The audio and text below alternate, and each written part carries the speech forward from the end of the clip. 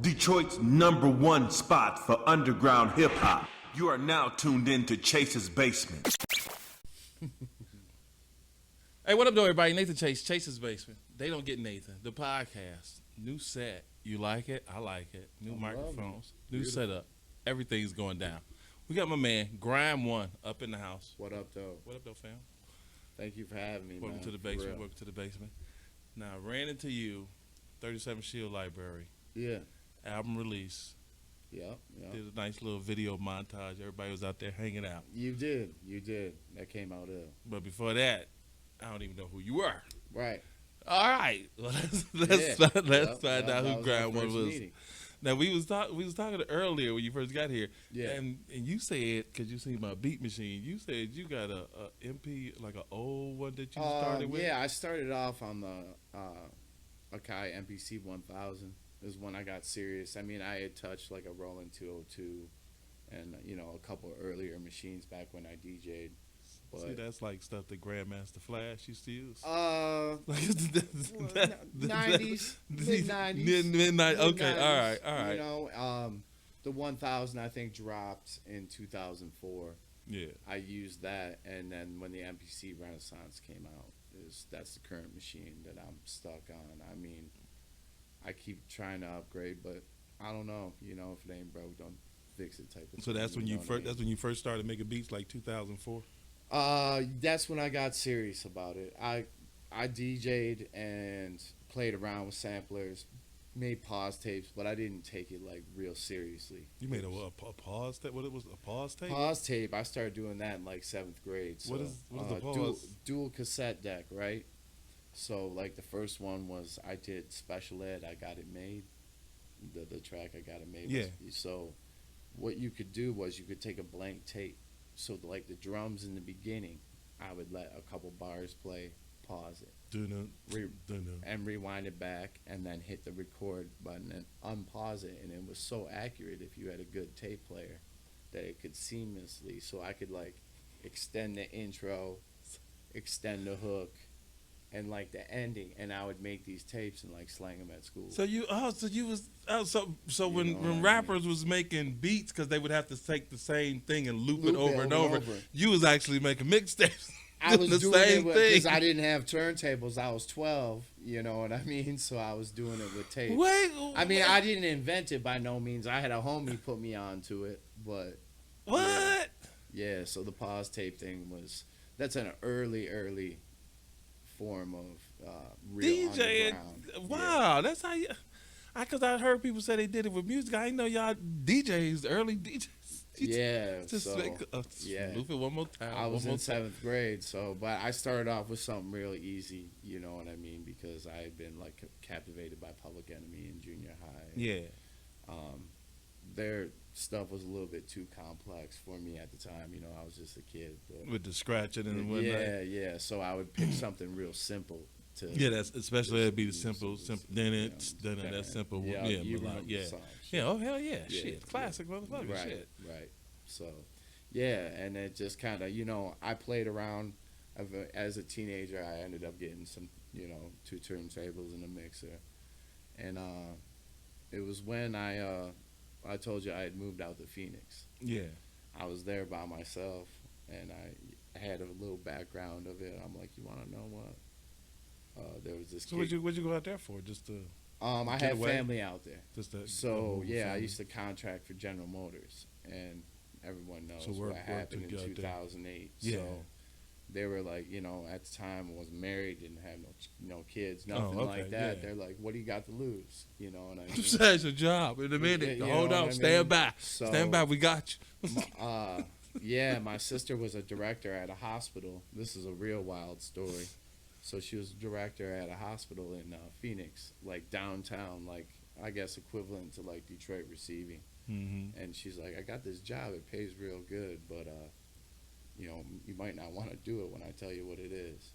So, unfortunately, people pass away in this world, and you gotta get things ready to meet the coroner. So you was an embalmer? No, but I would go.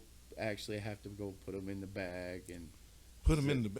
Oh, you had a coroner's job? So but it was within the hospital. I was an employee of the hospital, so I would meet the coroner. The Phoenix coroner would come and meet me down in the basement, where the morgue is, where the freezer is, and there's paperwork you got to fill out, and you was a do an body ID zipper. check, but most of the time I just sat there and watched movies and waited for my pager to go off. So wasn't that many bodies? Yeah, I mean you do a few a week, That's good, huh? So you know.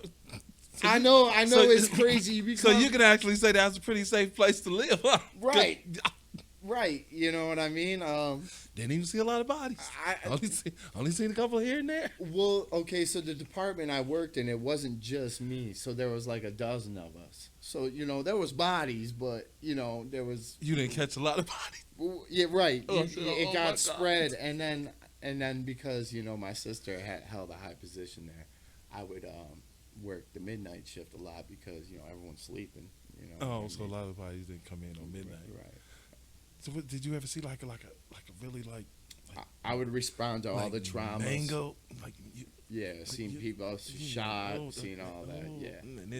This already over for them, huh? This is over. So my job was let's say they call it trauma. Someone got shot and the ambulance is bringing them there. It would be my job to run down to the basement to the freezer where they keep the blood and run the blood up to the emergency room for the doctors. You know what I mean? So I did more than but the main thing was bodies. Oh, wow.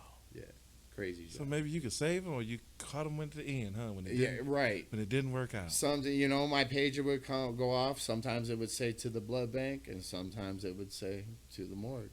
You know what I mean? Then Saturday come around, with you back to DJ. Yeah. You know what I mean? But I came back in 2010. Oh, that's good. Welcome back. I came back in 2010, and what job you get when you got back? What you been doing? When I came back in 2010, I hooked up with some guys in the Detroit music scene. Oh, okay. No more bodies. No more working at the hospital. All right, just straight DJing. Yeah, right. I got a day job, but the straight something cool. Yeah, no more bodies.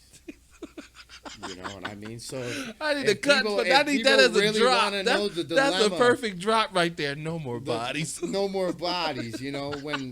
When the crash happened and they said Detroit got hit the hardest, they weren't lying because I went from laser cutting frame rails for the Corvette Z06 to bodies. Oh damn! Yeah. Okay. Yeah. It was a big change. Yeah. So now you back and you back in DJing heavy now. You in the mix heavy music. Now? I'm not DJing. I left DJing behind and I just produce and make beats. Yeah. So then, did you have like people that like you already had like a demand for your beats, or you just like making your stuff and seeing if something pop off happen for my collection? We'll see what happens. I was working with some homies that when I came back, they had already had the kind of ball rolling for them, and I was contributing some music here and there, but nothing super huge. Yeah. And and I did that for some years, and then I had a couple homies at my studio, and they were like, "Yo, why don't you put a beat tape out there or something?" So, it don't matter how good it is if no one knows who you are. So through Facebook, and knowing Andrew from Head Nod, that he hit me up on Facebook like, "Why don't you bring some cassettes by my store?" And me and him built a pretty good friendship, and here I am 4 tapes later, and worked with, what would be considered legends in the Detroit music scene, and it's only getting better, And meeting Troy and Tony Davis has been a blessing beyond. So when you dropped the first one? 2018. So you've been grinding for a minute. Yeah. I dropped that was called Dusty Artifacts. Mm-hmm. Was 2018. And then when COVID hit, I made one called Synthetic Dust. And that's when I really kind of started getting recognized and started working with more notable names in the scene, you know what I mean? And actually, my real close homeboy, Al21, he's doing a series with me. So off the back of these beat tapes, he takes 6 beats from each beat tape and does an EP, which actually he's on Architect Entertainment. And then what? He rap over the beats? Yeah, he's an MC. Damn. So all right. we did a project called the Art Project. He just dropped like in September, the art fair, and then this next one we're gonna be working on, which is some beats from the Devil's Dust, is gonna be called Creative Studies, and then so it's a whole like art series, and then the last one will be the exhibit. So do you like like Swiss Beats got like a sound? Are you trying to like make a sound? I you can definitely just, like, go worked anywhere for a with long it? time. I worked for a long time to develop my own sound. Everybody, you know.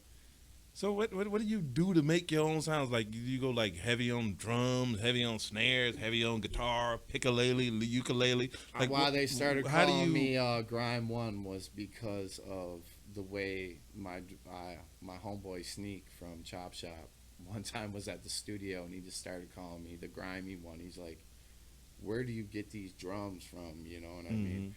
And I held up like this box set of Reader's Digest records that I had gotten from the Salvation Army. They were just beat to shit, but you know they had some loops on them, and I was getting breaks from some homies, and it's, I guess, you know, it's all how you process your drums, you know, and I really focused on that. So I kind of, you know, they would always joke around and call, you know, the grimy one for the grimy drums. You know?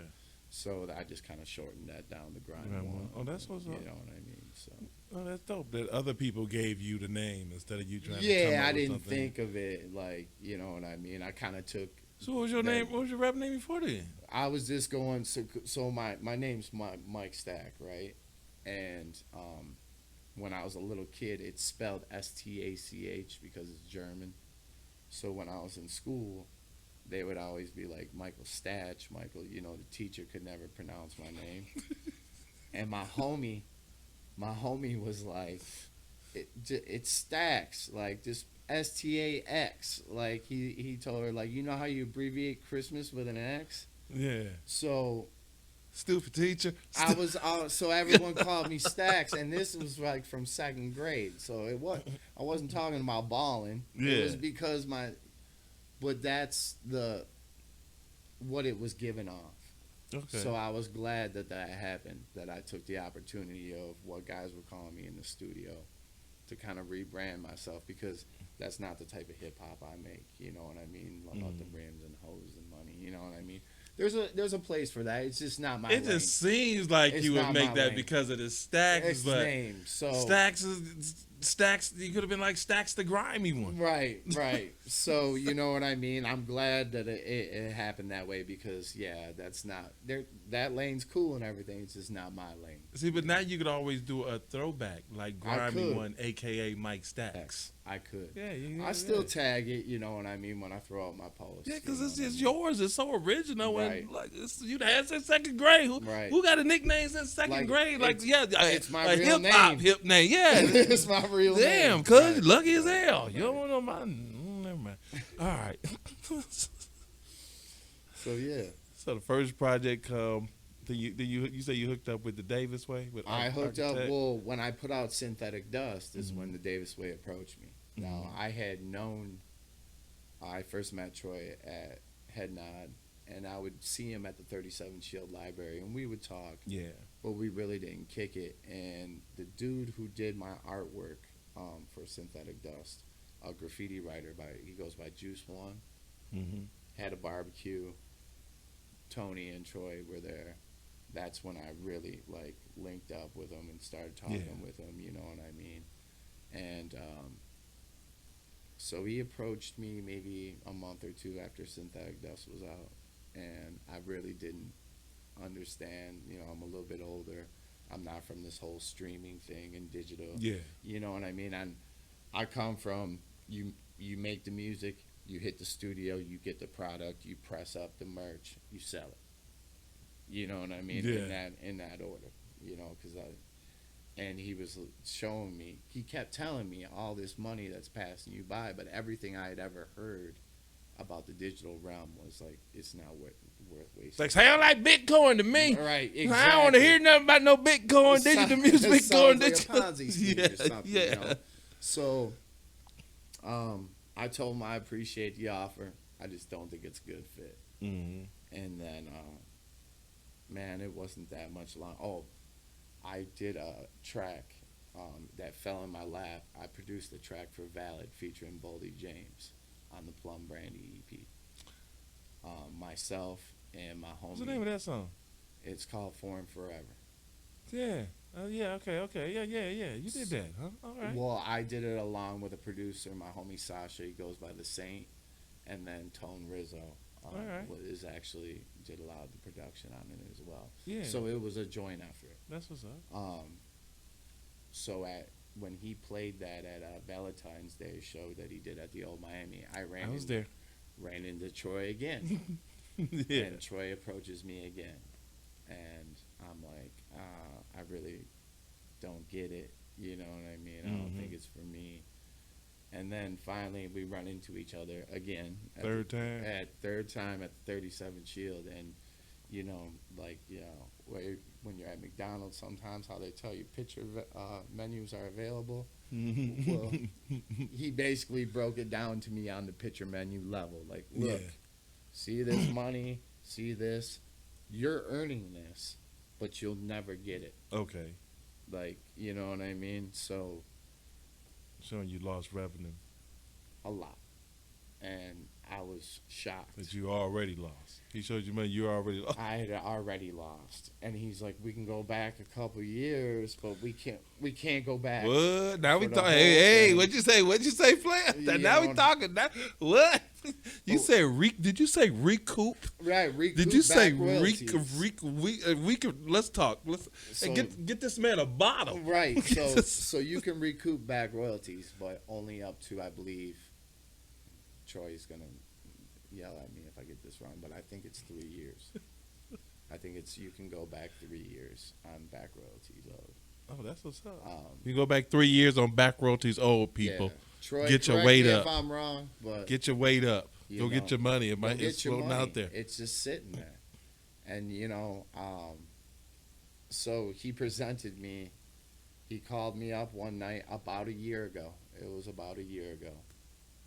Yeah, because I just re-signed my contract, so it was about a year ago.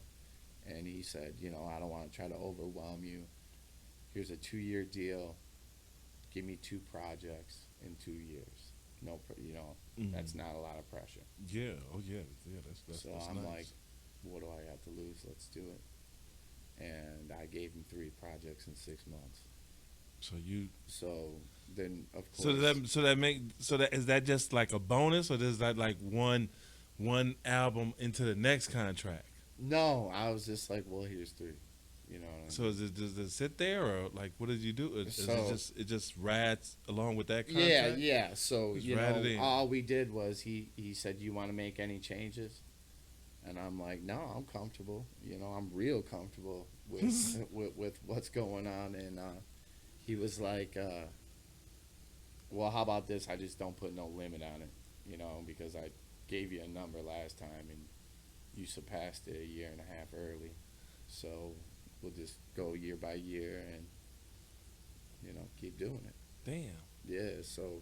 A happy Suge Knight, huh? Real happy. I joke with him, too. I can't believe you said that, dog.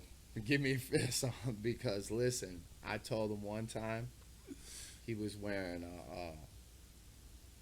like a black and red varsity jacket, and Tony had a red sweatshirt on. Yeah. And I made, you know, the remark, I'm like, if you're tired of everyone dancing, all up in the song, come to Architect. You know, and they were laughing, but yeah.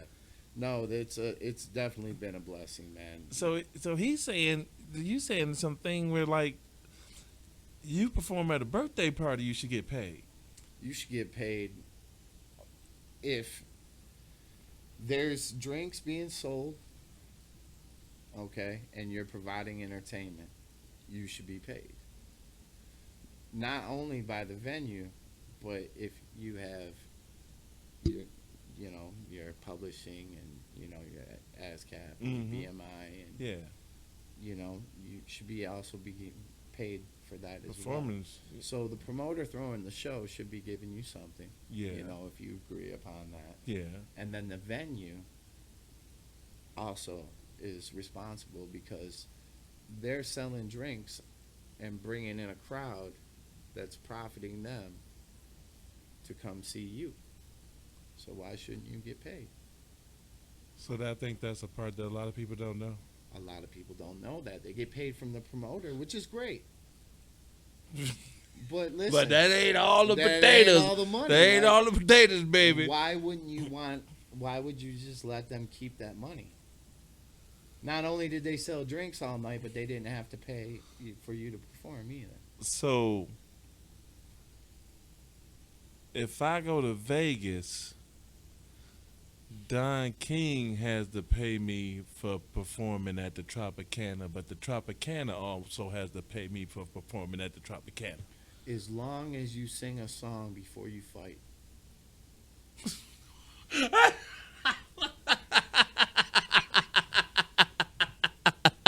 And it's registered because Troy and Tony will be on you before you went out to Vegas to make sure everything's registered. Believe me, I've had that phone call. I was talking about Don King as like a music promoter. Right.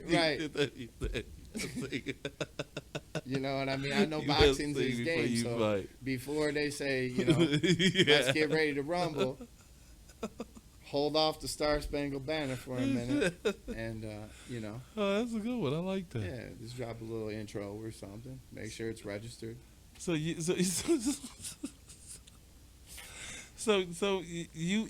caught up. You an album ahead. Yeah. Well, yeah.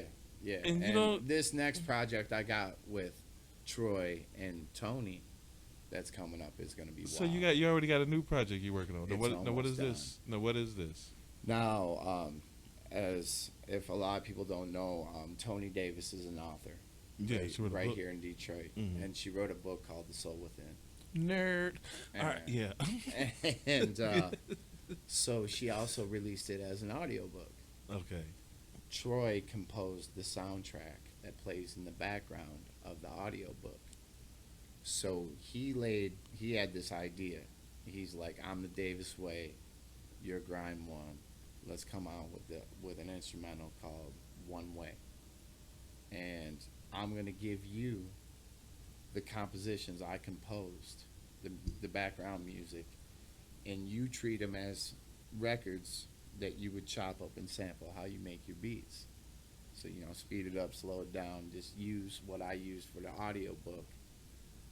And so I was supplied. So you got like creepy tracks you done made? Yeah, real cinematic. It's real cinematic for sure. You did like stuff like that? Yeah. And I'm using movie intros to match the chapters of the book. So the intros of the song are clips that I've taken from movies that represent the name of the chapter of the book. Oh, wow. So, yeah, this one's going to be dope. We got a little surprise when we release. You're going to make me want to read again. Right. Well, there's the audio book. Listen to read. You're going to make me want to listen to reading again. Right. There's the audio book for those that like to listen. That's dope. Yeah. So I'm looking forward to dropping that. That one's going to be done soon. And then in my series of beat tapes is called The Dust Chronicles. It's, my first one was Dusty Artifacts. The second one was Synthetic Dust. The third one was Dusty Copperfield. The fourth one has been The Devil's Dust.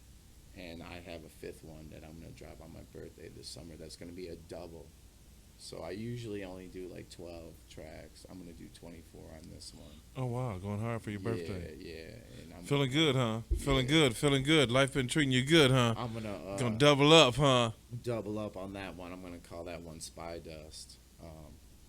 I seen a documentary about this dust that the KGB used to use. Yeah, I think that. In the 50s. So I was like, that'd be ill, and I talked to the guy that does my artwork, Cancer to God, laid the idea on him. He was like, I already got something in my head for it, so I'm looking forward to that one too. Those two releases. So the Soul Within project, where I took those samples, which is going to be called One Way. We're looking to drop that in the spring, and then we'll be dropping my beat tape in the summertime. That's what's up. And and anything in between, holler. MCs out there, if you hear my music, which my new beat tape will be up on Spotify and all the digital platforms right after the new year. Right now, it's only on Bandcamp, but yeah, it'll be on all the digital platforms after the new year. Yeah. That's what's up. Yeah. They don't get Nathan. The podcast. GrimeOne is here. Where can they find you at? All Instagram, all that. Instagram, I'm __ GRIME1 __. I don't really fuck with Snapchat or TikTok. I know I should, but find your own I'm lane, an old fam. man. Find your own lane, fam. On Facebook, Michael Stack, STACH, or you can go to my fan page on Facebook, which is GrimeOne. Okay. Yeah. So that's one with a one or O-N-E? It's GrimeOne. O-N-E with Yes. the O-N-E, not with the one. No. Thank you for clarifying. Most definitely. No Twitter. No Twitter. I tried it, man, and I don't hang out with Kim Kardashian, so I really don't get no engagement. You know what I'm saying? When I start kicking it with Chloe, then you know what I'm saying. Then maybe, but till then. For sure. GrimeOne, Mike Stacks, since second grade, up in the podcast. They don't get Nathan the podcast. Audiobooks, mixtapes coming. Yeah. You need him for some beats? Please, holler. Look, he been making mixtapes since they did it with cassettes and rewind buttons. Yeah, and I'm pausing. Yep. That's gangster. Nathan Chase, Mike Stacks, GrimeOne. Hey, thank you for having me, man. Podcast. We up out here. We'll catch y'all later in the basement. Thanks for tuning in. Thank you. That was dope. Yeah, hell yeah. So I dropped the body thing on you. You handled it well, though, dog. You got a crazy job. Yeah, I was in the Marines. I used to take pictures of days. Yeah, my brother. Detroit's #1 spot for underground hip hop. You are now tuned in to Chase's Basement.